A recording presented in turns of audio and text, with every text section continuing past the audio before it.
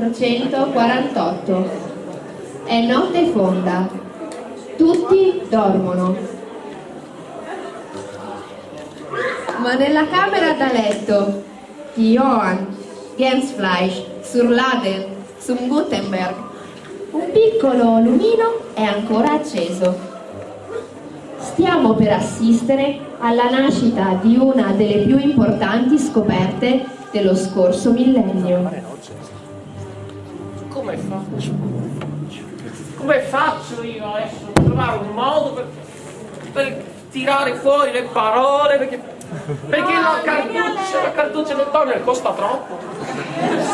Bisogna trovare un modo. No, lascia stare, donna, che devo pensare io, devo fare, no. Trovare un modo. No, non posso dormire. Senti, Johann von Gutenberg! Vieni subito a letto! Oh, che idea!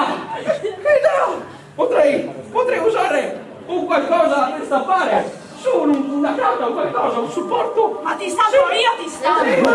Sì, che idea! Potrei usare i caratteri vivi. Sì, si può fare, ma ho bisogno di un po' di gente per fare i caratteri. Vediamo se in un'altra epoca posso recuperare un po' di gente.